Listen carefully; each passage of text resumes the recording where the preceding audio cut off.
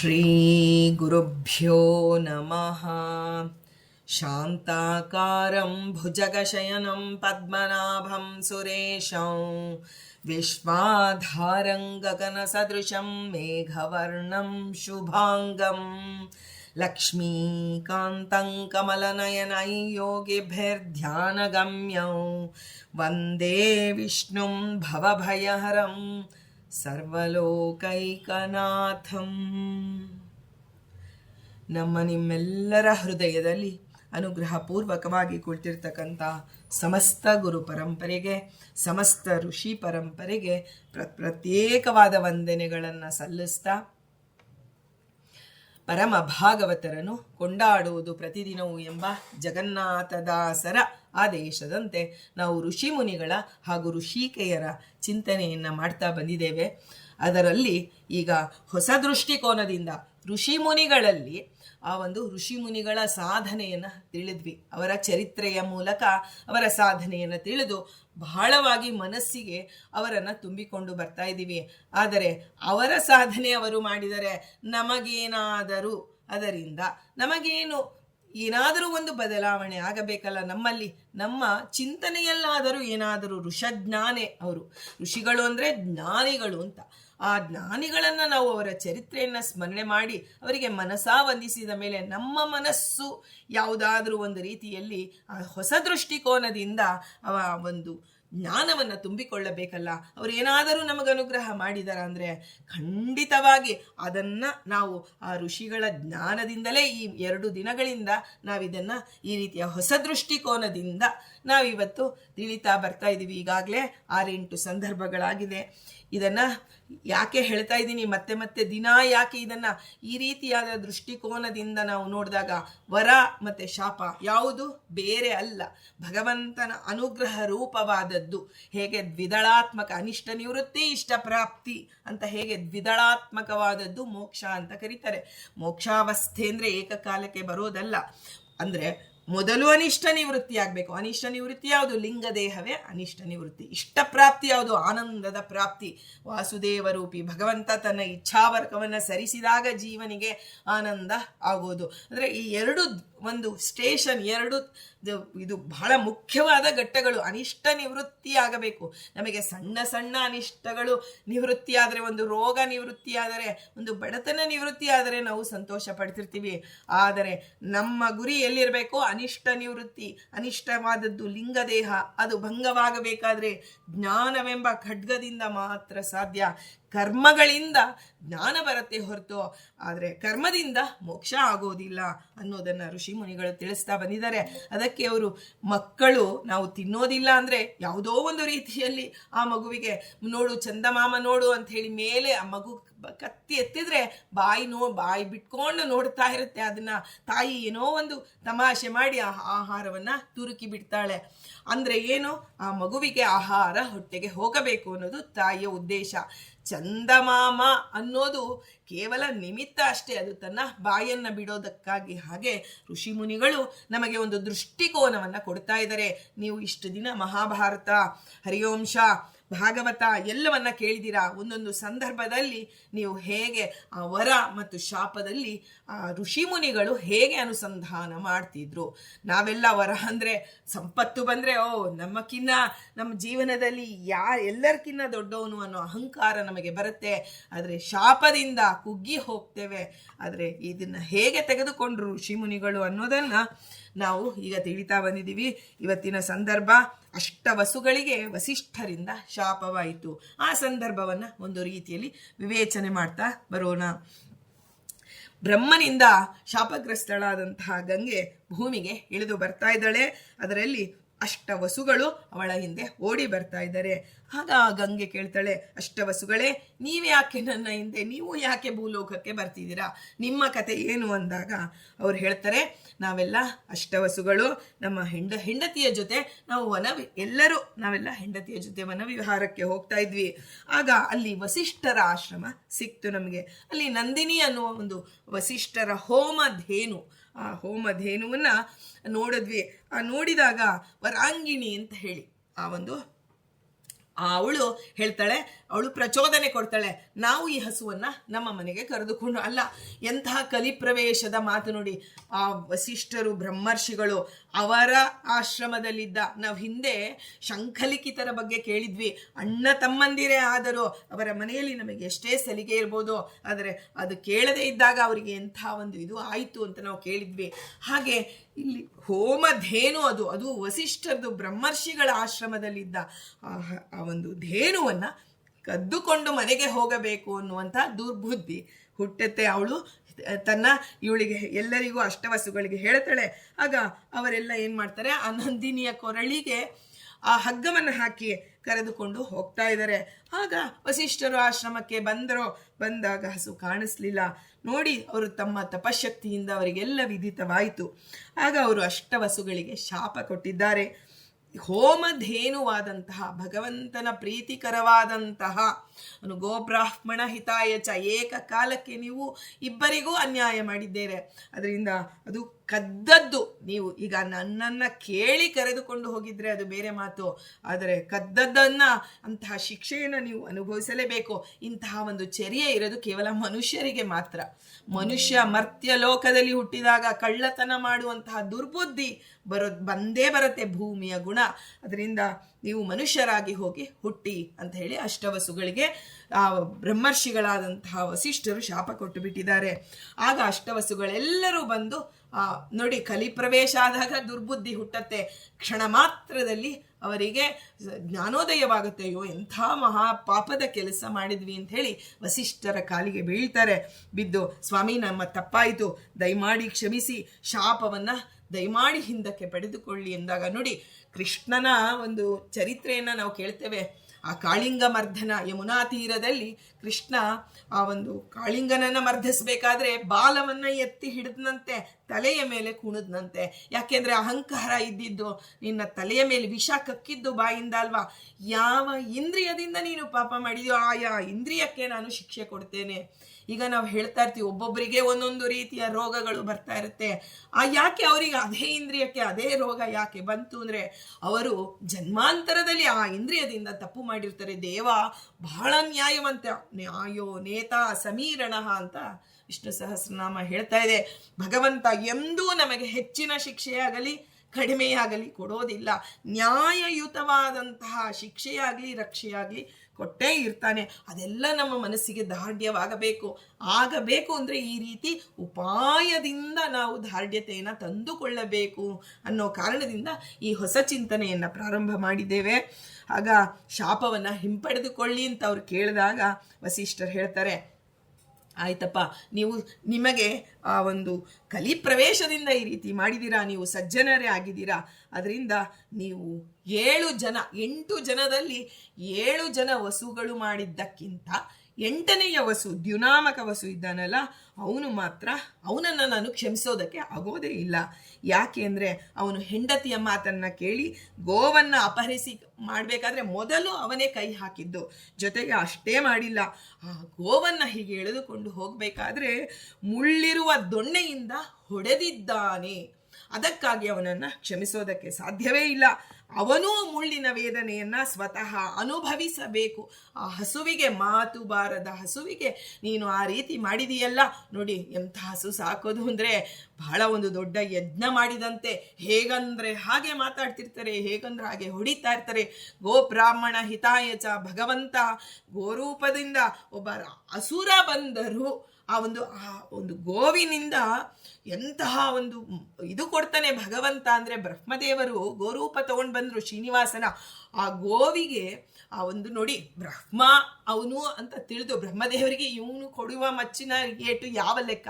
ಇಡೀ ಸೃಷ್ಟಿಯನ್ನ ಮಾಡ್ತಕ್ಕಂಥ ಬ್ರಹ್ಮದೇವರು ಜೀವೋತ್ತಮರು, ಅವರಿಗೆ ಏನೂ ಆಗಿಬೇಕಾಗಿಲ್ಲ ಏಟಿನಿಂದ. ಆದರೆ ಭಗವಂತ, ನಾನು ಗೋಬ್ರಾಹ್ಮಣ ಹಿತಾಯಚ ಅನ್ನೋದನ್ನ, ಗೋವು ನನಗೆ ಹಾಲು ಕೊಟ್ಟಿದೆ, ಒಂದೇ ಒಂದು ತೃಣ ಬಿಂದು ಜಲವನ್ನ ನೀನು ನನಗೆ ಕೊಟ್ಟರು, ನಾನು ಅದನ್ನು ತೆಗೆದುಕೊಂಡು ಅನಂತ ಮಾಡಿ ನಿನ್ನ ರಕ್ಷಣೆ ಮಾಡ್ತೀನಿ ಅನ್ನೋದು ನನ್ನ ವಾಕ್ಯ ಇದೆ. ಜೊತೆಗೆ ಗೋರೂಪದಲ್ಲಿ ಬ್ರಹ್ಮದೇವರು ಬಂದಿದ್ದಾರೆ. ಅದರಿಂದ ಆ ಒಂದು ಏಟು ಏನು ಗೋಪಾಲಕ ಕೊಡ್ತಾನೋ ಅದನ್ನು ಆ ಹಸುವನ್ನು ಸರಿಸಿ ತಾನು ತೆಗೆದುಕೊಂಡಿದ್ದಾನೆ. ಅಂತಹ ಭಗವಂತನಿಗೆ ಪ್ರಿಯವಾದ ಗೋವು. ಅಂತಹ ಗೋವನ್ನು ನೀವು ಆ ಮುಳ್ಳಿನ ಆ ಒಂದು ಇದರಿಂದ ಹೊಡೆದಿದ್ದೀರಾ, ಅದಕ್ಕಾಗಿ ನೀನೂ ಅದನ್ನು ನಾವಿವತ್ತು ಹೇಳ್ತೇವೆ, ಭೀಷ್ಮಾಚಾರ್ಯರಿಗೆ ಯಾಕ್ರಿ ಏನು ಇಂಥ ಒಂದು ನೋವ್ರಿ, ಒಂದು ಶರಶಯ್ಯೆಯಲ್ಲಿ ಮಲಗಿಬಿಟ್ಟಿದ್ದಾರೆ ಅಂತಹ. ನಾವು ಸಾಮಾನ್ಯ ಕಾರಣ ಕೊಡೋದೇನು, ದುರ್ಯೋಧನನ ಮನೆಯ ಅನ್ನ ತಿಂದು ಎಲ್ಲವೂ ರಕ್ತದಲ್ಲಿ ಸೋರಿ ಹೋಗಬೇಕು ಅಂತ ಹೇಳಿ ಮಲಗಿದ್ರು ಅಂತ ಕೇಳ್ತೇವೆ. ಆದರೆ ನಿಜವಾದ ವಿವರ ಇಲ್ಲಿ ಇದೆ. ಏನಂದರೆ ಯಾವಾಗ ಅದನ್ನು ಕೋಲಿಗೆ ಮುಳ್ಳಿರುವಂತಹ ಕೋಲಿಂದ ಹಸುವಿಗೆ ಹೊಡೆದ್ರೋ ಅವತ್ತೇ ಅವರಿಗೆ ಶಿಕ್ಷೆ. ನೋಡಿ, ದೊಡ್ಡವರಿಗೆಲ್ಲ ಪಾಪ ಮಾಡಿದ ತತ್ಕ್ಷಣದಲ್ಲಿ ಶಿಕ್ಷೆ ವಿಧಿಸಿಬಿಟ್ಟು ಆ ಪಾಪವನ್ನು ಕಳೆದು ಬಿಡ್ತಾನೆ ದೇವ. ಇಲ್ಲಾಂದ್ರೆ ಶಾಪ. ಪರೀಕ್ಷಿತ್ ರಾಜನು ಹಾಗೆ ಅಂದುಕೊಂಡ, ಸ್ವಾಮಿ ನೀವು ನನಗೆ ಶಮೀಕರೇ, ನೀವು ಶಾಪ ಕೊಟ್ಟಿದ್ದು ನನ್ನ ಅಪರಾಧವನ್ನ ನಾನು ಬಹಳ ಪ್ರಾಯಶ್ಚಿತ್ತವನ್ನು ಪಟ್ಟರು, ಅಪರಾಧಕ್ಕೆ ಶಿಕ್ಷೆ ಅನುಭವಿಸ ಸಂತೋಷದಿಂದ ಶಿಕ್ಷೆಯನ್ನು ಅನುಭವಿಸ್ತಾರೆ. ಯಾರು? ಪರೀಕ್ಷಿತರು. ಎಲ್ಲ ಸಜ್ಜನರು ಅಷ್ಟೇ, ನಾವುಗಳೇ ರೀ, ನಾವು ಅಜ್ಞಾನಿಗಳು. ನಮಗೆ ಯಾವುದೇ ಒಂದು ರೀತಿಯಲ್ಲಿ ಶಿಕ್ಷೆ ಬಂದರೂ ಬಹಳ ಏನು ಹೈಕೋರ್ಟ್ಗೆ ಹೋಗೋದೇನು, ಸುಪ್ರೀಂ ಕೋರ್ಟ್ಗೆ ಹೋಗೋದೇ, ನಾವು ಕೊನೆಗೆ ರಾಷ್ಟ್ರಪತಿ ಕ್ಷಮಾದಾನಕ್ಕೂ ಅರ್ಜಿ ಹಾಕ್ಬಿಡ್ತಾರೆ. ಅಂದರೆ ಮಾಡಿದ ತಪ್ಪಿಗೆ ಶಿಕ್ಷೆ ಅನುಭವಿಸಬೇಕು ಅನ್ನುವಂತಹ ಒಳ್ಳೆ ಗುಣ ನಮಗೆ ಮರ್ತ್ಯರಿಗೆ ಇರೋದಿಲ್ಲ. ಅದಕ್ಕಾಗಿ ಅವರು ಇದೆಲ್ಲ ವಸುಗಳು ಗಂಗೆಯ ಮುಂದೆ ಹೇಳಿಕೊಳ್ತಾ ಇದ್ದಾರೆ. ಹೀಗೆ ನಮಗೆ ಹೇಳಿದ್ರು. ಅದರಿಂದ ಆ ಒಂದು ಅಷ್ಟವಸುಗಳು ಗಂಗೆ ಹೇಳ್ತಾರೆ, ಅಮ್ಮ ಹೇಗಿದ್ರು ನೀನು ಭೂಮಿಗೆ ಇಳಿತಿದ್ಯಾ, ದಯಮಾಡಿ ನಿನ್ನ ಹೊಟ್ಟೆಯಲ್ಲಿ ನಾವು ಹುಟ್ಟಿ ಬರ್ತೇವೆ, ನಮಗೆ ಮರ್ತ್ಯಲೋಕ, ನಾವು ಹುಟ್ಟಿದ ಮರುಕ್ಷಣದಲ್ಲಿ ನಮ್ಮನ್ನು ಸಾಯಿಸಿ ಬಿಡು, ನಮಗೆ ಈ ಒಂದು ಮರ್ತ್ಯಲೋಕದಲ್ಲಿ ಜನ್ಮ ಬೇಡ. ಆದರೆ ಈ ಒಂದು ಒಬ್ಬನ, ಯಾರು ಅಷ್ಟವಸುಗಳಲ್ಲಿ ದ್ಯುನಾಮಕ ವಸು, ಅವನು ಮಾತ್ರ ಅವನನ್ನು ಉಳಿಸು. ಅದೇ ಯಾಕೆ ಅಂತಂದರೆ ಅವರಿಗೆ ಆ ಒಂದು ವಸಿಷ್ಠರು ಹೇಳಿದ್ದಾರೆ, ಅವನು ಮಾತ್ರ ಶಾಪ. ಇವರೆಲ್ಲರೂ 8 ಜನರ ಮರಣದ ದುಃಖವನ್ನ ಭೀಷ್ಮಾಚಾರ್ಯರು ಮರ್ತ್ಯಲೋಕಕ್ಕೆ ಬಂದು ಅನುಭವಿಸಿದ್ದಾರೆ. ಎಂತಹ ವಿಷ್ಣು ಸಹಸ್ರನಾಮ ಭಗವಂತ ಕೃಷ್ಣ ಅವರಲ್ಲಿ ಎಷ್ಟು ಅನುಗ್ರಹ ಮಾಡಿದ್ದ ಅಂದರೆ, ಭೀಷ್ಮಾಚಾರ್ಯರ ಬಳಿ ಅವರ ಕೊನೆಯ ಕಾಲದಲ್ಲಿ ಕರೆದುಕೊಂಡು ಬರ್ತಾನೆ. ಪಾಂಡವರನ್ನೆಲೆ ಎಲ್ಲಿ ಭೀಮಸೇನ ದೇವರು, ಹರಿವಾಯುಗಳು ಎಲ್ಲರೂ ಸಾಕ್ಷಾತ್ ಭೀಮಸೇನ ಬಂದು ಆ ಇವರು ಭೀಷ್ಮಾಚಾರ್ಯರ ಮುಂದೆ ನಿಂತಿದ್ದಾರೆ. ಅಂದರೆ ಅಷ್ಟೆಲ್ಲ ಕರೆದುಕೊಂಡು ಬಂದ ಭಗವಂತ ಹೇಳ್ತಾನೆ, ಭೀಷ್ಮಾಚಾರ್ಯರೇ ಇಷ್ಟು ಒಂದು ವಿದ್ಯೆಯನ್ನು ಕಲ್ತಿದ್ರಾ, ಇದೆಲ್ಲವನ್ನ ನೀವು ನಿಮ್ಮೊಂದಿಗೆ ಹೋಗಬಾರದು, ಇದನ್ನು ಉಪದೇಶ ಮಾಡಿ. ಆಗ ಅವ್ರು ಹೇಳ್ತಾರೆ, ಸ್ವಾಮಿ ನನ್ನಲ್ಲಿ ತ್ರಾಣ ಇಲ್ಲ, ನನ್ನಂತಹ ಪಾಪಿ ಯಾರೂ ಇಲ್ಲ. ಇಷ್ಟೆಲ್ಲ ಅವನಿಗೆ ವಸುವಾಗಿದ್ದಾಗ ನಾನು ಆ ಧೇನುವಿಗೆ ಏನು ಮಾಡಿದ ಅಪರಾಧ, ಅದು ನನಗೆ ಬಹಳ ಒಂದು ಹಿಂಸೆ ಕೊಡ್ತಿದೆ. ನೋಡಿ, ಪ್ರಾಯಶ್ಚಿತ್ತ ಅನ್ನೋದು ಅಷ್ಟು ಸುಲಭದ ಮಾತಲ್ಲ. ಹೇಳಿಬಿಡ್ತೇವೆ, ಅಯ್ಯೋ ತಪ್ಪಿಗೆ ಪ್ರಾಯಶ್ಚಿತ್ತ ಅನುಭವಿಸಿ ಅಂತ. ಆದರೆ ಒಂದು ಶಿಕ್ಷೆಯನ್ನಾದರೂ ಅನುಭವಿಸಬಹುದು ರೀ.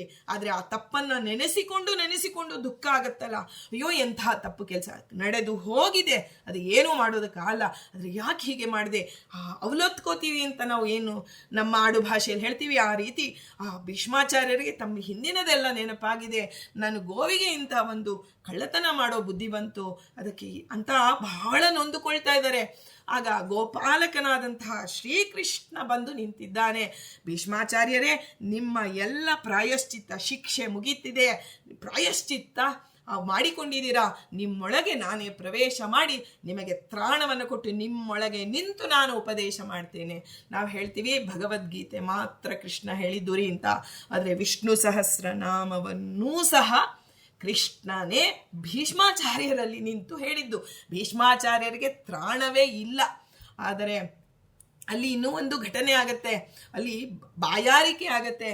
ಆಗ ಆ ಭೀಷ್ಮಾಚಾರ್ಯರಿಗೆ ಎಲ್ಲ ಕಲ್ಪನೆಗೂ ಮೀರಿದ್ದು, ಎಲ್ಲಿ ನೋಡದಿರೋ ಅಲ್ಲಿ ಒಂದು ಶವಗಳು ಬಿದ್ದಿದೆ. ಅಂತಹ ಮೈಲಿಗೆಯಾದಂತಹ ಸ್ಥಳದಲ್ಲಿ ಅವರಿಗೆ ಬಾಯಾರಿಕೆ ಆದರೆ ದುರ್ಯೋಧನ ಅದಿಗಳೆಲ್ಲ ಹೋಗಿ ಶುದ್ಧವಾದ ನೀರನ್ನು ತನ್ನಿ ಅಂತೆಲ್ಲ ಹೇಳ್ತಾನೆ. ಆಗ ಅರ್ಜುನ ನೇರವಾಗಿ ಪಾತಾಳಕ್ಕೆ ಬಾಣ ಹೊಡೆದ್ರೆ ಪಾತಾಳದಿಂದ ಗಂಗೆ ಬಂದು ಭೀಷ್ಮಾಚಾರ್ಯರ ಬಾಯಿಗೆ, ತಾಯಿ ಗಂಗಾದೇವಿ ಆ ಭೀಷ್ಮಾಚಾರ್ಯರ ತಾಯಿ, ಅವಳು ತನ್ನ ಮಗುವಿಗೆ ಬಾಯಾರಿದಾಗ, ಅಮ್ಮ ಅದು ಬಾಯಾರಿಕಿಂದ ಅಂತ ಗೊತ್ತಾಗೋದು ಯಾವಾಗ, ತಾಯಿಗೆ ಮಾತ್ರ.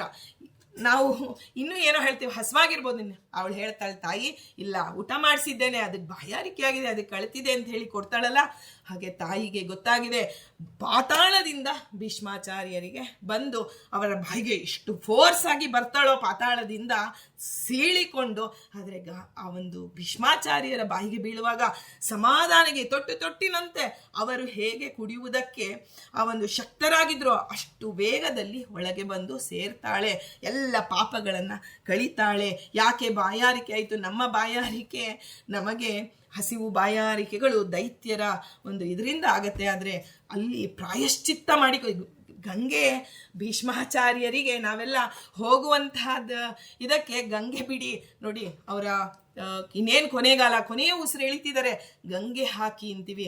ಆದರೆ ಸ್ವತಃ ಪಾತಾಳದಿಂದ ಬಂದಿದ್ದಾಳೆ ಗಂಗಾದೇವಿ. ಅವರೆಲ್ಲರ ಮೇಲೆ ಶಿರಸ್ಸಿನಿಂದ ಆ ಉಗುರಿನಲ್ಲಿ ಪರ್ಯಂತ ಏನೇನು ಪಾಪಗಳಿದೆ ಅದೆಲ್ಲವನ್ನ ಕಳೆಯೋದಕ್ಕಾಗಿ ಪಾತಾಳದಿಂದ ಬಂದಂತಹ ಗಂಗೆಯನ್ನು ನಾವು ಸ್ಮರಣೆ ಮಾಡಿದರೆ, ನಾವು ಪ್ರಾಯಶ್ಚಿತ್ತ ಮಾಡುವಾಗ ಈ ಸಂದರ್ಭಗಳೆಲ್ಲ, ಅದಕ್ಕೆ ಇದನ್ನು ಸ್ವಲ್ಪ ವಿವರವಾಗಿ ತಗೋತಾ ಇದ್ದೀನಿ. ಹಾಗಾಗಿ ಈ ರೀತಿ ಇಷ್ಟೆಲ್ಲ ನಡೆದಿದೆ. ಆಗ ಗಂಗಾದೇವಿ ಒಪ್ಪಿಕೊಳ್ತಾಳೆ. ಇದೆಲ್ಲ ವಸುಗಳು ಗಂಗಾದೇವಿಗೆ ಪ್ರಾರ್ಥನೆ ಮಾಡ್ತಿದ್ದಾರೆ, ಹೀಗೆಲ್ಲ ನೀನು ದಯಮಾಡಿ ನಮಗೆ ತಾಯಿಯಾಗು, ನಿನ್ನ ಗರ್ಭದಲ್ಲಿ ನಾವು ಬರ್ತೇವೆ ಅಂದಾಗ ಆಗ ಅವಳು ಒಂದು ಗಂಗೆ ಒಪ್ಪಿಕೊಳ್ತಾಳೆ. ಕಾಲಾಂತರದಲ್ಲಿ ಅವಳು ಪ್ರತೀಪನ ಮಗನಾದಂತಹ ಶಂತನು ಯಾರು? ವರುಣದೇವರೇ ಶಂತನುವಾಗಿ ಬಂದಿದ್ದಾರೆ. ಆ ಶಂತನು ಬಂದು ಗಂಗೆಯನ್ನು ನೋಡ್ತಾನೆ. ನೋಡಿ ಅನುರಕ್ತನಾಗಿ ನನ್ನನ್ನು ವಿವಾಹ ಮಾಡಿಕೊಳ್ಳಿಕೊ ಅಂತ ಕೇಳಿದಾಗ ಗಂಗೆ ಒಂದು ಷರತ್ತು ಹಾಕ್ತಾಳೆ. ಏನಂದರೆ, ನಾನು ನಿನ್ನ ವಿವಾಹವಾಗಬೇಕಾದ್ರೆ ನಾನು ಮಾಡುವ ಯಾವ ಕೆಲಸಕ್ಕೂ ನೀನು ವಿರೋಧ, ಅದು ಎಂತಹದೇ ಕೆಲಸ ಆಗಿರಲಿ, ನಾನು ಯಾವ ಕೆಲಸಕ್ಕೂ ನೀನು ನನಗೆ ಯಾವತ್ತು ವಿರೋಧ ಮಾಡ್ತೀಯೋ ಆ ಕ್ಷಣ ನಾನು ಬಿಟ್ಟು ಹೋಗ್ತೇನೆ. ಆಗ ಆ ಷರತ್ತಿಗೆ ಒಪ್ಪಿಕೊಂಡಂತಹ ಶಂತನು ಆಗ ವಿವಾಹವನ್ನು ಮಾಡಿಕೊಳ್ತಾನೆ. ಮೊದಲನೆಯ ಮಗು ಹುಟ್ಟತ್ತೆ. ಗಂಗೆ ಎಳೆ ಹಸುಳಿಯನ್ನು ತೆಗೆದುಕೊಂಡು ಬಂದು ನದಿಯಲ್ಲಿ ಮುಳುಗಿಸಿ ಬಿಡ್ತಾಳೆ. ನೋಡಿ, ಅಲ್ಲಿ ಕಂಸ ಒಂದು ಶಿಶುವನ್ನ ಎತ್ತಿ ಒಗೆದ. ಇಲ್ಲಿ ನೋಡಿ, ನಾವು ನೋಡಪ್ಪ ಎಂಥ ಕ್ರೂರವಾದಂತಹ ಒಂದು ಕ್ರಿಯೆ ಕಂಸನಿಂದ ನಡೀತು. ನೀವು ಕಂಸಾವಿಷ್ಟ ಭೃಗು ಅಂತ ಹೇಳ್ತೀರಾ, ಭೃಗು ಋಷಿಗಳು ಎಂತಹ ಸಜ್ಜೀವರು ಅವನೊಳಗಿದ್ದಾರೆ. ಆದರೆ ಆ ದುರ್ಜೀವ ಎಂತಹ ಕೆಲಸ ಮಾಡಿದ ಅಂತ ಮಾತ್ರ ನಮಗೆ ಹೊರಗಿನ ನೋಟದಲ್ಲಿ ಕಾಣುತ್ತೆ, ಆದರೆ ಒಳಗಡೆ ಬೇರೆನೇ ಕಥೆ ಇದೆ. ಆದರೆ ಅದೆಲ್ಲವೂ ಭಗವಂತ ಸ್ವಯಂ ನಿರ್ಧಾರ, ಅನಿರುದ್ಧ ಪಾಲಕ ರೂಪಿಯಾದಂತಹ ಅನಿರುದ್ಧ ರೂಪಿ ಭಗವಂತ ಅದೆಲ್ಲವನ್ನ ನಾವು ಸೃಷ್ಟಿಗೆ ಬರುವ ಹಂತದಲ್ಲೇ ನಾವು ಯಾವ್ಯಾವ ಜನ್ಮದಲ್ಲಿ ಏನೇನು ಹೊಂದಬೇಕನ್ನೋದು ಎಲ್ಲ ಬ್ರಹ್ಮ ಲಿಖಿತವಾಗಿ ಬಿಟ್ಟಿರುತ್ತೆ. ಹೀಗೆ 1, 2, 3, 4, 5, 6, 7 ಮಗುವನ್ನ ಗಂಗಾದೇವಿ ಶಂತನುವಿನ ಕಣ್ಣೆದುರಿಗೆ ಆ ನದಿಯಲ್ಲಿ ಮುಳುಗಿಸಿ ಬಿಡ್ತಾಳೆ. ಆಗ ಕೊನೆಯಲ್ಲಿ 8ನೆಯವರು ಭೀಷ್ಮಾಚಾರ್ಯರು. ಆ 8ನೆಯ ಶಿಶು ಅಷ್ಟವಸುಗಳಲ್ಲಿ ದ್ಯುನಾಮಕ ವಸು ಬಂದಾಗ ಆಗ ಈ ಶಂತನು ಅವಳನ್ನು ಕೈ ಹಿಡಿದು ಬಿಡ್ತಾನೆ. ಇನ್ನೇನು ಮುಳುಗಿಸಬೇಕು ಅಂದಾಗ ಕೈ ಹಿಡಿದು ಬಿಡ್ತಾನೆ. ಹಿಡಿಯೋದು ಯಾರು? ಅವನಿಗೆ ಪ್ರೇರಣೆ ಒಳಗಿಂದ ಭಗವಂತ ಮಾಡ್ತಾನೆ. ಭೀಷ್ಮಾಚಾರ್ಯರು ಜಗತ್ತಿಗೆ ಬರಬೇಕಾಗಿದೆ, ಇಂತಹ ಮಹಾನ್ ವಿದ್ಯೆಯೇ ಮೈ ರೂಪ ಎತ್ತಿ ತೆಗೆದುಕೊಂಡು ಬಂದಂತೆ ಅಂಥ ಮಹಾನ್ ವಿದ್ಯಾವಂತರು ಭೀಷ್ಮಾಚಾರ್ಯರು. ಎಲ್ಲಿ ಅವರು ಈ ಭೂಲೋಕದಲ್ಲಿ ಅಭ್ಯಾಸ ಮಾಡಿದ್ದಲ್ಲ, ಗಂಗೆ ಕರೆದುಕೊಂಡು ಹೋಗಿಬಿಡ್ತಾಳೆ. ನನ್ನ ಮಗನನ್ನ ಚೆನ್ನಾಗಿ ವಿದ್ಯಾಭ್ಯಾಸ ಮಾಡಿಸಿ ನಿನಗೆ ತಂದು ಒಪ್ಪಿಸ್ತೇನೆ ಅಂತ ಹೇಳಿ ಶಂತನುವಿಗೆ ಹೇಳಿ ಕರೆದುಕೊಂಡು ಹೊರಟು ಬಿಡ್ತಾಳೆ. ಆಗ ಯಾವಾಗ ಇವಳು ವಿರೋಧ ಮಾಡಿದ್ಲೋ, ಆ ವಿರೋಧ ಮಾಡಿದಾಗ ಏನಾಯಿತು, ನಾನು ಹೊರಟೆ ಅಂತ ಹೇಳಿ, ಆದರೆ ತೆಗೆದುಕೋ ಈ ನಿನ್ನ ಮಗುವನ್ನ, ಆದರೆ ಈಗ ಕೊಡೋದಿಲ್ಲ, ನೀನು ಇವನನ್ನ ದ್ಯುನಾಮಕ ದೇವವ್ರತ ಅಂತ ಹೇಳಿ ನಾಮಕರಣ ಮಾಡಿ ಆ ಗಂಗೆ ದೇವವ್ರತನನ್ನ ಕರೆದುಕೊಂಡು ಸಕಲ ವಿದ್ಯಾಪಾರಂಗತನನ್ನಾಗಿಸಿ ಶಂತನುವಿನಲ್ಲಿ ಮತ್ತೆ ಕರೆದುಕೊಂಡು ಬರ್ತಾಳೆ. ಮುಂದೆ ಅವರೇ ಭೀಷ್ಮಾಚಾರ್ಯರಾದರು. ಭೀಷ್ಮಾಚಾರ್ಯರು ಕುರುಕ್ಷೇತ್ರದಲ್ಲಿ 10 ದಿನಗಳವರೆಗೆ ಯುದ್ಧ ಮಾಡಿ ಆ ಶರಶಯ್ಯಲ್ಲಿ ಮಲಗಿ ಹಿಂದಿನ ಆ ಒಂದು ಏನು ಪಾಪವನ್ನು ಮಾಡಿದ್ರು ಅದಕ್ಕೆ ಪ್ರಾಯಶ್ಚಿತ್ತ ಮಾಡಿಕೊಂಡಿದ್ದಾರೆ. ಇದು ನೋಡಿ, ಈ ವರ ಹೇಗೆ ಶಾಪ, ಇದು ವರವೋ ಶಾಪವೋ ಅಂತ ನಾವು ಒಂದು ಜಿಜ್ಞಾಸೆ ಮಾಡೋಣ. ಯಾಕೆಂದರೆ ಇಲ್ಲಿ ಶಾಪದಂತೆ ಕಾಣುತ್ತೆ. ಎಲ್ಲಿ ವಸಿಷ್ಠರು ಆ ವಸುಗಳಿಗೆ, ವಸುಗಳಿಗೆ ಶಾಪವನ್ನು ಕೊಟ್ಟರು. ಶಾಪ ಅನ್ನೋದು ಅದು ನಿಜವಾಗಿ ಶಾಪ. ಯಾಕೆಂದರೆ ವಸಿಷ್ಠರು ಬ್ರಹ್ಮರ್ಷಿಗಳು. ಕೋಪದಿಂದ, ಈಗ ನಾವು ಆಡುವಂತಹ ಕೋಪ ಬಂದಾಗ ನಮ್ಮ ಮಾತಿನಲ್ಲಿ ಹಿಡಿತವೇ ಇಲ್ಲ, ಏನು ಆಡ್ತಿದ್ದೀವಿ ಅನ್ನೋದು ನಮಗೆ ಗೊತ್ತಿಲ್ಲ. ಆದರೆ ಅವರು ಜ್ಞಾನಿಗಳು. ಅಂತಹ ಜ್ಞಾನಿಗಳು ಒಂದು ಮಾತಾಡಿದರೆ ಅಲ್ಲಿ ಭಗವಂತ ನಿಂತು ಮಾತನಾಡಿಸಿದರೆ, ಅರಿಷಡ್ವರ್ಗಗಳನ್ನು ಗೆದ್ದವರು ಬ್ರಹ್ಮರ್ಷಿಗಳಾದಂತಹ ವಸಿಷ್ಠರು. ಅವರು ಆಡಿದ್ದಾರೆ ಅಂದರೆ ಅವರೊಳಗೆ ನಿಂತು ಭಗವಂತ ಆಡಿದಂಥ ಮಾತು. ಅವರು ವಸಿಷ್ಠರು ಏನು ಹೇಳಿದ್ರು, ನೀನು ಏನೋ ಶಿಕ್ಷೆಯನ್ನು ಒಂದು ಇದರಲ್ಲಿ, ಶಿಕ್ಷೆ ಅಂದರೆ ನೋಡಿ, ನಮ್ಮ ಮೇಲ್ನೋಟದ ಕಣ್ಣಿನಲ್ಲಿ ಅದು ಶಿಕ್ಷೆ.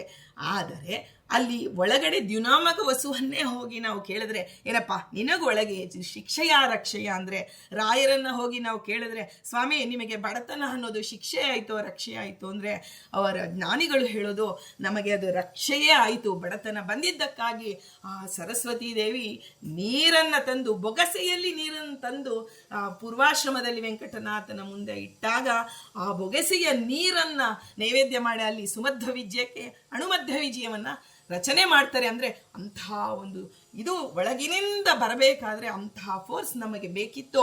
ಭಗವಂತ ಇದು ನನಗೆ ಮಾಡಿದ ಅನುಗ್ರಹ ಅಂತ ಇವ್ರು ಹೇಳಿದ್ರೆ, ಅಲ್ಲಿ ವಸಿಷ್ಠರು ನಮಗೆ ಆ ವಸುಗಳು ಭೀಷ್ಮಾಚಾರ್ಯ ಹೇಳ್ತಾರೆ, ಭಗವಂತ ನನಗೆ ಇಂತಹ ಒಳ್ಳೆ ಸಾಧಕ ಜನ್ಮವನ್ನು ಕೊಟ್ಟು ನಾನು ಮಾಡಿದ ಸಣ್ಣ ತಪ್ಪನ್ನು ಪ್ರಾಯಶ್ಚಿತ್ತ ಪೂರ್ವಕವಾಗಿ ಕಳೆದುಕೊಂಡು ಜೊತೆಯಲ್ಲಿ ನಾನು ಈ ಒಂದು ಮಹಾಭಾರತದಲ್ಲಿ ಒಂದು ಪ್ರಧಾನ ಪಾತ್ರವಾಗುವಂತೆ, ಇಂತಹ ನಾನು ಒಬ್ಬ ಅಷ್ಟವಸು ಎಲ್ಲೋ ಇರ್ತಿದ್ದೆ, ಆದರೆ ನನಗೆ ಯಶಸ್ಸು ಕೀರ್ತಿಯನ್ನು ತಂದುಕೊಟ್ಟು ನನ್ನಲ್ಲಿರ್ತಕ್ಕಂಥ ಗುಣಗಳನ್ನು, ಏನೇನು ಒಳ್ಳೊಳ್ಳೆಯ ಗುಣಗಳಿದೆ ಅದೆಲ್ಲವನ್ನು ಹೊರಹೊಮ್ಮಿಸಿ ಅನಂತ ಸಾಧಕರಿಗೆ ನಾನು ರೋಲ್ ಮಾಡಲ್ ಅಂತ ನಾವೇನು ಹೇಳ್ತೀವಲ್ವಾ, ನೋಡಿ ವಿದ್ಯೆ ಕಲಿತ್ರೆ ಭೀಷ್ಮಾಚಾರ್ಯರ ಥರ ಕಲಿಬೇಕು.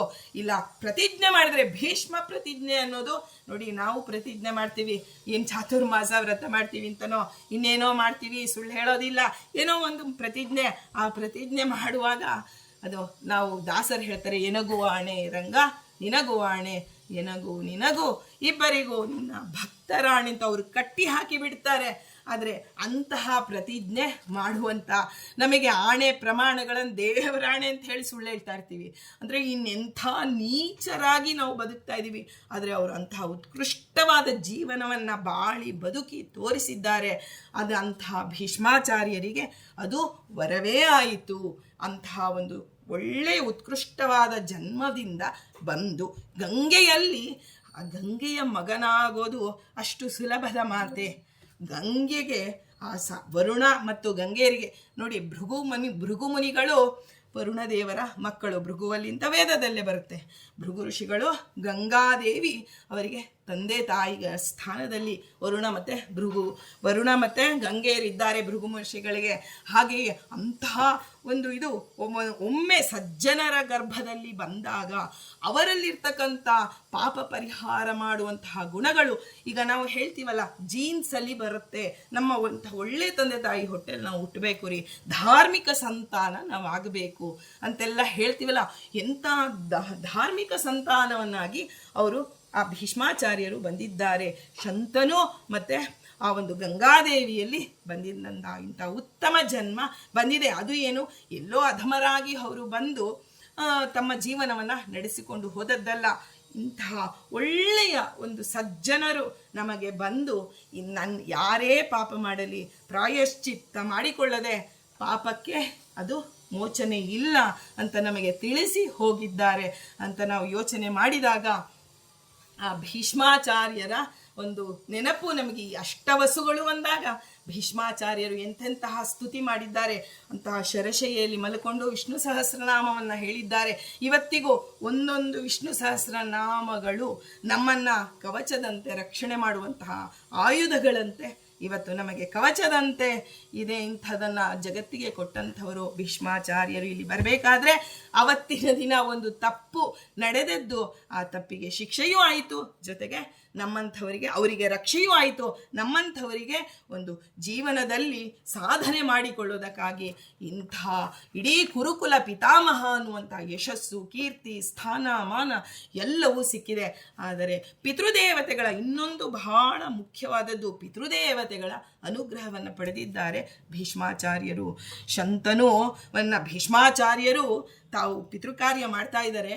ಮಾಡಿದಾಗ ಅಲ್ಲಿ ಆ ಶಂತನು ಆ ಭೂಮಿ ಗರ್ಭ ಒಡೆದು ಶಂತನು ಎಂಥ ಒಂದು ನಿಷ್ಠರಾಗಿ ಮಾಡ್ತಾ ಇದ್ದಾರೆ ಅಂದರೆ, ಆ ಶಂತನುವಿಗೆ ಒಳಗಿನಿಂದ ಕೈ ಬಂತಂತೆ, ಬಲಗೈ ಬಂದಾಗ ಪಿಂಡ ಪ್ರದಾನ ಮಾಡ್ತಾ ಇದ್ದಾರೆ. ಕೈ ಬಂದಾಗ ನೋಡ್ತಾರೆ ಭೀಷ್ಮಾಚಾರ್ಯರು, ಧರ್ಮೋಕ್ತವಾಗಿ ಆ ವಿಷ್ಣು ಪಾದದ ಮೇಲೆ ನಾನು ಇಡಬೇಕು ಅಂತೇಳಿ ತನ್ನ ತಂದೆಯ ಕೈ ಬಂದಾಗಲೂ ಪಿತೃದೇವತೆಗಳ ಮೂಲಕವೇ ಆ ಜೀವನಿಗೆ ತಲುಪಬೇಕು ಅಂತ ಹೇಳಿ, ಅಂದರೆ ಅಂಥ ಧರ್ಮನಿಷ್ಠೆಯನ್ನು ತೋರಿಸಿ ಹೋಗಿದ್ದಾರೆ. ಪಿತೃದೇವತೆಗಳ ಅನುಗ್ರಹವನ್ನು ಪಡೆಯುವಂತಹ ಒಂದು ಮಾರ್ಗವನ್ನು ಧಾರ್ಮಿಕವಾಗಿ ನೀವು ಬದುಕಿದರೆ ದೇವ ನಿಮಗೆ ಅನುಗ್ರಹ ಮಾಡ್ತಾನೆ. ದೇವ ಪಿತೃಗಳ ಅನುಗ್ರಹ ಅಂದರೆ ದೇವಋಣ, ಋಷಿ ಋಣ, ಪಿತೃ ಋಣವನ್ನು ತೀರಿಸೋದಕ್ಕೆ ನಾವು ಏನು ಸಂಕಲ್ಪ ಮಾಡಬೇಕು ನಾವಿನ್ನೂ ಅದನ್ನು ತಿಳುವಳಿಕೆಯ ಹಂತದಲ್ಲೇ ಇದ್ದೀವಿ.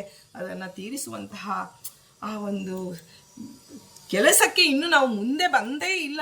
ನಮಗೆ ಈ ಸಾಲದ ಋಣವೇ ಬಹಳವಾಗಿ ಕೂತಿದೆ. ಇನ್ನು ಅಂದರೆ ಧನದ ಋಣವನ್ನೇ ನಾವು ಈ ಋಣ ಆ ಋಣ ಅಂತ, ಆದರೆ ದೇವಋಣ, ಋಷಿ ಋಣ, ಪಿತೃಋಣ ನಾವಿನ್ನೂ ತಿಳುವಳಿಕೆ ಹಂತದಲ್ಲಿದ್ದೇವೆ. ಆದರೆ ಭೀಷ್ಮಾಚಾರ್ಯರ ಒಂದು ಇದನ್ನು, ಅಷ್ಟವಸುಗಳ ಇದನ್ನು, ಈ ಚರಿತ್ರೆಯನ್ನು ಯಾರು ಈ ರೀತಿಯ ದೃಷ್ಟಿಕೋನದಿಂದ ನೋಡಿ ಅವರನ್ನು ಸ್ಮರಣೆ ಮಾಡಿ, ಸ್ವಾಮಿ ನಾವು ಈ ಋಣದ ವಿಜಯದಾಸರು ಹೇಳ್ತಾರೆ ಒಂದು ಕಡೆ, ಋಣವೆಂಬ ಸೂತಕವು ಬಹು ಬಾಧೆ ಪಡಿಸುತ್ತಿದೆ ಅಂತ. ಅಂದರೆ ಸೂತಕಕ್ಕಿನ್ನ ಹೆಚ್ಚಿನ ಮೈಲಿಗೆ ಋಣ ಇಟ್ಟುಕೊಂಡ್ರೆ ಆ ಋಣ ಅನ್ನೋದು ದೇವಋಣ ಇದೆ, ಋಷಿ ಋಣ ಇದೆ, ಪಿತೃ ಋಣ ಇದೆ. ಅದರ ಪರಿಹಾರಕ್ಕೆ ನಾವು ಯಾವ ರೀತಿ ಮುನ್ನುಗ್ತಾ ಇಲ್ಲ. ಆದರೆ ಇದೆಲ್ಲವನ್ನ ನಾವು ಮನಸ್ಸಿನಲ್ಲಿ ಇಟ್ಕೊಂಡಾಗ ಇಂತಹ ಅವರಿಗೆ ಶಾಪವಾದರೆ ನಮಗೆ ವರವಾಯಿತು. ಆದರೆ ಅವರಿಗೆ ಶಾಪ ಅಂತಂದರೆ ಅದು ದುಃಖಕ್ಕೆ ಕಾರಣವಲ್ಲ. ಶ್ರೀಕೃಷ್ಣನ ಅನುಗ್ರಹ, ಭೀಮಸೇನನ ಅನುಗ್ರಹ, ಎಲ್ಲಿ ಪಂಚ ಪಾಂಡವರಿಗೆ ಅವರು ವಿದ್ಯೆಯನ್ನು ಕಲಿಸುವಂಥ ದೊಡ್ಡ ಹಂತದಲ್ಲಿ ನಿಂತಿದ್ದಾರೆ ಅಂದರೆ ಎಂತಹ ಒಳ್ಳೆಯ ಯೋಗವನ್ನು ದೇವ ಕೊಟ್ಟಿದ್ದಾನೆ ಅಂತ ತಿಳಿಬಹುದು. ಈಗ ಮುಂದೆ ಹೋಗೋಣ. ಚಂದ್ರನಿಗೆ ದಕ್ಷನಿಂದ ಶಾಪ ಬಂತು. ಚಂದ್ರ ಬಹಳ ಸುಂದರವಾಗಿದ್ದ. ಆ ದಕ್ಷ ಪ್ರಜಾಪತಿಯ 27 ಹೆಣ್ಣು ಮಕ್ಕಳು ಅಂದರೆ ನಕ್ಷತ್ರಗಳು ಏನಿದೆಯಲ್ಲ ಅದನ್ನು ಚಂದ್ರನಿಗೆ ದಕ್ಷ ಕೊಟ್ಟಿದ್ದಾನೆ. ಆ 27 ಪತ್ನಿಯರಲ್ಲಿ ರೋಹಿಣಿ, ಅವಳಿಗೆ ಮಾತ್ರ ಹೆಚ್ಚಿನ ಆದ್ಯತೆಯನ್ನು ಚಂದ್ರ ಕೊಡ್ತಾನೆ. ಬಹು ಪತ್ನಿತ್ವ ಇದೆ, ಆದರೆ ಎಲ್ಲ ಪತ್ನಿಯರನ್ನು ಸಮಾನವಾಗಿ ಕಾಣದೆ ಅವಳಿಗೆ ಆದ್ಯತೆಯನ್ನು ನೀಡಿದಾಗ ಅದಕ್ಕೆ ಉಳಿದೆಲ್ಲರೂ ಕೋಪಗೊಳ್ತಾರೆ. ರೋಹಿಣಿಯಿಂದ ಅವರೆಲ್ಲರೂ ಹೋಗಿ ತನ್ನ ತಂದೆಯಾದ ದಕ್ಷ ಪ್ರಜಾಪತಿಗೆ ದೂರು ಕೊಡ್ತಾರೆ. ಯಾವಾಗಲೂ ರೋಹಿಣಿಗೆ ಮಾತ್ರನೇ ಆದ್ಯತೆ, ನಮ್ಮನ್ನು ಯಾವುದೇ ರೀತಿಯಲ್ಲಿ ನಮಗೆ ಮಾನ್ಯತೆಯನ್ನೇ ಕೊಟ್ಟಿಲ್ಲ ನಿಮ್ಮ ಅಳಿಯ ಅಂದಾಗ ಆ ದಕ್ಷ ಪ್ರಜಾಪತಿ ಶಾಪ ಕೊಡ್ತಾನೆ ಚಂದ್ರನಿಗೆ, ನಿನಗೆ ಕುಷ್ಠರೋಗ ಬರಲಿ, ನೀನು ಕಾಂತಿಯನ್ನು ಕಳೆದುಕೊಳ್ಳುವಂತೆ ಆಗಲಿ. ಆಗ ಮತ್ತೆ ಆ ದಕ್ಷನ ಶಾಪದಿಂದ ಮತ್ತೆ ಎಲ್ಲ 27 ಹೆಣ್ಣು ಮಕ್ಕಳು ಮತ್ತೆ ಬಂದು ಮತ್ತೆ ಆ ದಕ್ಷನನ್ನು ಪ್ರಾರ್ಥನೆ ಮಾಡ್ತಾರೆ. ಅಪ್ಪ, ಅವರು ನನ್ನ ಗಂಡ, ನೀನು ಈ ರೀತಿ ಶಾಪ ಕೊಟ್ಟರೆ ಆ ಶಾಪದಿಂದ ನಾವೇ ನೋಯ್ತಾ ಇದ್ದೀವಲ್ಲ, ಈಗ ಮುಂದೇನು ಅಂದಾಗ ದಕ್ಷ ಬ್ರಹ್ಮದೇವರ ಬಳಿ ಬಂದು ಪ್ರಾರ್ಥನೆ ಮಾಡ್ತೇನೆ, ಸ್ವಾಮಿ ಈ ಏನು ಮಾಡೋದು ಗೊತ್ತಾಗ್ತಿಲ್ಲ, ಈ ಥರ ನಡೆದು ಹೋಗಿದೆ ಅಂದಾಗ ಆಗ ಬ್ರಹ್ಮದೇವರು ಸಲಹೆ ಕೊಡ್ತಾರೆ, ಶಿವನನ್ನು ಪ್ರಾರ್ಥನೆ ಮಾಡಿ. ಆಗ ಆ ಒಂದು ಮರುದ್ರ ದೇವರು ಪ್ರತ್ಯಕ್ಷರಾಗಿ ಆಗ ಅವರು ಆ ಶಾಪವನ್ನು ಸಂಕೋಚಗೊಳಿಸ್ತಾರೆ. ಹುಣ್ಣಿಮೆಯ ದಿನ ಬರ್ತಾ ಇದ್ದಂತೆ ನೀನು ಪೂರ್ಣ ಸೌಂದರ್ಯವನ್ನು ಹಂತವಾಗಿ ಪಡೆದುಕೋ. ಅದಾದ ಮೇಲೆ ಅಮಾವಾಸ್ಯೆ ಅಂದರೆ ಕೃಷ್ಣ ಪಕ್ಷದಲ್ಲಿ ನಿನ್ನ ಸೌಂದರ್ಯ ಕ್ಷೀಣಿಸುವಂತೆ ಆಗಲಿ. ಸಂಪೂರ್ಣವಾಗಿ ನಿನ್ನ ಇಡೀ ಒಂದು ಜನ್ಮವೇ, ಯಾಕೆಂದರೆ ಚಂದ್ರ ಪರೋಪಕಾರಿ ದೇವತ. ಆ ಒಂದು ಕತ್ತಲೆಯಲ್ಲಿ ಅಂದರೆ ಸೂರ್ಯಾಸ್ತವಾದ ಮೇಲೆ ಇಡೀ ಜಗತ್ತಿಗೆ ಬೆಳಕು ಕೊಡುವಂತಹ ದೇವತ ಚಂದ್ರ. ಹೀಗೆ ಔಷಧಿಗಳ ನಿಯಾಮಕ. ನಾವು ಇವತ್ತಿನ ದಿನ ಹಣ್ಣು ಹಂಪಲಗಳನ್ನು ತಿಂದು ಬಹಳ ಎಂಥ ಹಣ್ಣು ರೀ, ದೇವರ ನೈವೇದ್ಯ ಮಾಡಿ ಬಹಳ ಒಂದು 1 ಡಜನ್ ಬಾಳೆಹಣ್ಣು ತಂದು ಆ ಬಾಳೆಹಣ್ಣು ಅದೆಲ್ಲ ಪಿತೃದೇವತೆಗಳ ನೈವೇದ್ಯ. ಹೀಗೆ ದೇವನಿಗೆ ಆ ಒಂದು ತೆಂಗಿನಕಾಯಿ ಹಾಗೂ ಬಾಳೆಹಣ್ಣು ಯಾವುದೇ ಬೀಜದಿಂದ ಅಲ್ಲ ಅದು. ನೋಡಿ, ನಾವು ಎಂಜಲು ಮಾಡಿ ಉಗಿದ ಬೀಜದಿಂದ ಹುಟ್ಟತ್ತೆ, ಬೇರೆ ಇಲ್ಲ. ಆದರೆ ಶ್ರೇಷ್ಠವಾದದ್ದು ದೇವರ ನೈವೇದ್ಯಕ್ಕೆ ಅಂದರೆ ಬಾಳೆಹಣ್ಣು ಹಾಗೂ ಒಂದು ತೆಂಗಿನಕಾಯಿ. ಇದು ಕೇವಲ ಗಿಡದಿಂದಲೇ ಬರಬೇಕು, ಅದು ಯಾವ ಬೀಜ ನೆಟ್ಟರೆ ಬರೋದಿಲ್ಲ. ಬಾಳೆ ಗಿಡವನ್ನೇ ನೆಡಬೇಕು ನಾವು. ಹೀಗೆ ಇರುವಾಗ ಇಂತಹ ಔಷಧಿಗಳು, ಒಂದು ಹಣ್ಣು ಹಂಪಲುಗಳು ಎಲ್ಲವನ್ನ ಅಲ್ಲಿ ತುಂಬೋದು ಯಾರು? ಔಷಧಿಗಳ ನಿಯಾಮಕ ಚಂದ್ರದೇವರು. ಹಾಲಿನಲ್ಲಿ ರಸ. ನಾವು ಬಟಾಣಿ ನೋಡ್ತೀವಿ, ನಮಗೆ ಸಾಮಾನ್ಯ ನಾನು ಇದೇ ಉದಾಹರಣೆ ತಗೊಳ್ಳೋದು. ಈ ಬಟಾಣಿ ನೋಡಿ, ಒಂದೇ ಒಂದು ಬಟಾಣಿಯಲ್ಲಿ ಒಂದು ದಪ್ಪ ಇದೆ, ಒಂದು ಸಣ್ಣ ಇದೆ, ಇನ್ನೊಂದು ಅತಿ ಸಣ್ಣ ಇದೆ, ಇನ್ನೊಂದರಲ್ಲಿ ಬೀಜವೇ ಇಲ್ಲ. ಯಾಕೆ ಹೀಗೆ? ಒಂದೇ ಗಿಡದಲ್ಲಿ ಬಿಟ್ಟಿದ್ದು. ಯಾಕೆ ಹೀಗೆ ಅಂದರೆ ಚಂದ್ರದೇವರು ಎಷ್ಟೆಷ್ಟು ಹಾಲನ್ನು ತುಂಬುತ್ತಾರೋ ಅದೇ ರೀತಿಯಲ್ಲಿ ಸೂರ್ಯದೇವರು ಅದನ್ನು ಒಣಗಿಸಿ ಬಿಡ್ತಾರೆ. ಹಾಗೆ ರಾತ್ರಿಯಲ್ಲಿ ಅದಕ್ಕೆ ಗಿಡಗಳನ್ನು ಮುಟ್ಟಬಾರದು. ಈ ಕ್ರಿಯೆ ನಡೀತಾ ಇರುತ್ತೆ, ಚಂದ್ರನಿ ಹಾಲನ್ನು ತುಂಬ್ತಾ ಇರ್ತಾನೆ. ಹೀಗಿರುವ ಇಂಥ ಉಪಕಾರಿ ದೇವತೆಗೆ ಯಾವತ್ತಾದರೂ ತೊಂದರೆ ಬಂದರೆ, ಅಂದರೆ ಪರೋಪಕಾರ ಮಾಡುವಂತಹ ಯಾರಿಗೇ ಆಗಲಿ ಆ ಶಾಪಗಳು ಬಂದಾಗ ಅದನ್ನು ದೇವ ಸಂಕೋಚಗೊಳಿಸಿ ಬಿಡ್ತಾನೆ. ಯಾಕೆ? ತನ್ನವರು ಆಡಿದ ಸತ್ಯಂ ವಿಧಾತು ನಿಜ ಭೃತ್ಯ ಭಾಷಿತಂ, ತನ್ನವರು ಹೇಳಿದ ಮಾತು ಯಾವಾಗೂ ಸತ್ಯ ಮಾಡೇ ಮಾಡ್ತಾನೆ ಭಗವಂತ. ಆದರೆ ಅದನ್ನು ಸಂಕೋಚಗೊಳಿಸ್ತಾನೆ. ಆ ಸಂಕೋಚಗೊಳಿಸೋದು ಅಂದರೆ ಈ ಮಹರುದ್ರ ದೇವರ ಅಂತರ್ಯಾಮಿಯಾದ ಭಗವಂತ ಹೇಳ್ದ, ನೀನು ಅಮಾವಾಸ್ಯೆಯಲ್ಲಿ ಮಾತ್ರ ಕೃಷ್ಣ ಪಕ್ಷದಲ್ಲಿ ನಿನಗೆ ಕ್ಷೀಣತೆ ಉಂಟಾಗಲಿ. ಹೀಗೆ ಆ ಶಾಪದ ಪ್ರಭಾವವನ್ನು ಕಡಿಮೆ ಮಾಡಿದ್ದಾರೆ. ಯಾವುದೇ ಆಗಲಿ ನಾವು ಪರೋಪಕಾರದ ಉದ್ದೇಶದಿಂದ ಏನನ್ನೇ ಮಾಡಿದರೂ, ಅದರಲ್ಲಿ ನಮ್ಮಿಂದ ಎಂತಹ ತಪ್ಪೇ ನಡೆದರೂ, ಎಂತಹ ಪ್ರಾರಬ್ಧ ಕರ್ಮವೇ ನಮ್ಮಲ್ಲಿ ಇದ್ದರೂ ದೇವನನ್ನ ಶರಣು ಹೊಂದಿದಾಗ, ಅಂದರೆ ನೋಡಿ, ನಮ್ಮ ತಪ್ಪನ್ನ ಒಪ್ಪಿಕೊಂಡು ಆ ಒಂದು ದೇವನನ್ನ ಶರಣು ಹೊಂದಿದರೆ ಶಾಪವನ್ನು, ಈಗ ನಾವು ಕೊಂಚ ಮಾಡೋ ಪ್ರಾರಬ್ಧ ಅಂತ ಈ ಜ್ಞಾನಿಗಳಿಗೆ ಅಪರೋಕ್ಷವಾದ ಮೇಲೆ ಏನಾಗುತ್ತೆ? ಸಂಚಿತ ಮತ್ತು ಆಗಾಮಿಯ ಒಂದು ಸಂಚಿತ ಎಲ್ಲ ನಾಶ ಆಗೋಗುತ್ತೆ, ಆಗಾಮಿಯ ಲೇಪ ಇರೋದಿಲ್ಲ. ಅಂದರೆ ಏನು? ಈ ಒಂದು ದೊಡ್ಡ ವರ್ಡ್ ಅನಿಸ್ಬೋದು. ಸಂಚಿತ ಅಂದರೆ ಹಿಂದೆ ಎಲ್ಲ ಮಾಡಿದೀವಲ್ಲ, ನಾವು ಹುಟ್ಟಿದ ದೇವನ ಹೊಟ್ಟೆಯಲ್ಲಿ ಹುಟ್ಟಿದಾಗ ನಾನು ಹುಟ್ಟಿದ ಮೇಲೆ ಹೀಗೆ ಮಾಡ್ತೇನೆ ಹಾಗೆ ಮಾಡ್ತೇನೆ ಅಂತ ಅಲ್ಲಿಂದ ಮಾನಸಿಕ ಕರ್ಮಗಳಿಂದ ಪ್ರಾರಂಭ ಮಾಡಿಕೊಂಡು ಜನ್ಮದಲ್ಲಿ ಮಾಡಿದ ಕರ್ಮಗಳಿದೆಯಲ್ಲ, ಅದೆಲ್ಲದಕ್ಕೂ ಸಂಚಿತ ಅಂತ ಕರೀತಾರೆ. ಅಂದರೆ ಆ ಸಂಚಿತದಲ್ಲಿ ಆಗಾಮಿ ಅಂದರೆ ಇನ್ನೂ ಅದು ನಮಗೆ ಈ ಕರ್ಮಗಳಿಂದ ಒಂದೊಂದಿಂದ ಒಂದು ಕರ್ಮ ಮಾಡೋದಕ್ಕೆ ಅಂತ ಹೋಗಿ ಸಾವಿರಾರು ಕರ್ಮಗಳಲ್ಲಿ ಸಿಕ್ಕಾಕೊಳ್ತೀವಲ್ಲ, ಅದು ಮುಂದಿಂದು ಆಗಾಮಿ. ಆದರೆ ಪ್ರಾರಬ್ಧ ಅಂದರೆ ಯಾವುದನ್ನು ಮೊದಲು ಒಂದೇ ಒಂದು ಕರ್ಮವನ್ನು ಅನುಭವಿಸೋದಕ್ಕಾಗಿ ಬಂದ ಜೀವ ಅದು ಆ ಒಂದು ಕರ್ಮದ ಸಂಕಲೆಯಲ್ಲಿ ಸಿಕ್ಕಿಕೊಂಡು ಬಿಡ್ತಾನಲ್ಲ, ಆ ಪ್ರಾರಬ್ಧವನ್ನು ದೇವರು ನಾಶ ಮಾಡೋದಿಲ್ಲ. ಸಂಚಿತ ಆಗಾಮಿ ನಾಶ ಮಾಡ್ತಾನೆ, ಆದರೆ ಪ್ರಾರಬ್ಧ ಮಾತ್ರ ಅನುಭವಿಸಲೇಬೇಕು. ಆದರೆ ಅದನ್ನು ಕೊಂಚ ಮಾಡೋ ಪ್ರಾರಬ್ಧ ಅಂತ ಕೇಳ್ತಾರೆ. ಆ ಪ್ರಾರಬ್ಧವನ್ನು ಭಗವಂತ ಅದನ್ನು, ಈಗ ನೋಡಿ, ಕಾಲೇ ಹೋಗಬೇಕಾಗಿರುತ್ತೆ, ಆ ಕಾಲು ಹೋಗೋ ಅಂಥ ಸಂದರ್ಭದಲ್ಲಿ ಏನೋ ಬೆಟ್ಟಿಗೊಂಚೂರು ಗಾಯ ಮಾಡಿ 1 ವಾರನೋ 15 ದಿನನೋ ನರಳುವಂತೆ ಮಾಡಿ ಅದನ್ನು ಕಳೆದು ಬಿಡ್ತಾನೆ ದೇವ. ಹೀಗೆ ಇಷ್ಟೆಲ್ಲ ಒಂದು ಭಗವಂತ, ನಾವು ಏನೇ ತಪ್ಪು ಮಾಡಿರಬಹುದು, ಕರ್ಮಾನುಸಾರ ತಪ್ಪುಗಳು ನಡೆಯೋದು ಒಂದು, ನಮಗೆ ಆ ಒಂದು ದುರ್ಗುಣಗಳು ಒಳಗೆ ಸಹಜವಾಗಿ ಅವನು ಸಾತ್ವಿಕನಾಗಿದ್ದರೆ, ಇದು ಸಾತ್ವಿಕನ ಮಾತು, ಸಾತ್ವಿಕನಾಗಿದ್ದರೆ ಅವನಿಗೆ ಶರಣಾಗತಿಯ ಬುದ್ಧಿಯು ಸಹಜವಾಗಿಯೇ ಇರುತ್ತೆ. ಅಂಥವನು ಕರ್ಮಾನುಸಾರಿಯಾಗಿ ತಪ್ಪು ಮಾಡಿದರೂ ಅದನ್ನು ಅವನು ಪ್ರಾಯಶ್ಚಿತ್ತನೆ, ಸ್ವಾಮಿ ನನ್ನದು ತಪ್ಪು, ಅಪರಾಧ ಮಾಡಿದ್ದೇನೆ, ದಯಮಾಡಿ ನನಗೆ ಶಿಕ್ಷೆ ಕೊಟ್ಟು ಅದನ್ನು ಅನುಭವಿಸುವಂತಹ ಶಕ್ತಿಯನ್ನು ಕೊಡು ಅಂತ ಹೇಳಿ ಪ್ರಾರ್ಥನೆ ಮಾಡ್ತಾನೆ. ಹೀಗೆ ಈ ಒಂದು ಚರಿತ್ರೆಯನ್ನು ನಾವು ನೋಡಿದಾಗ ಚಂದ್ರದೇವರನ್ನ ಹೇಗೆ ಶರಣಾದರೋ ಎಲ್ಲರೂ, ಈ ಕಡೆ ಇಲ್ಲಿರುವಂತಹ ಚಂದ್ರನ ಪತ್ನಿಯರು, ಆಮೇಲೆ ದಕ್ಷ ಪ್ರಜಾಪತಿ ಎಲ್ಲರೂ ಬಂದು ಬ್ರಹ್ಮದೇವರಲ್ಲಿ ಶರಣಾಗ್ತಾರೆ.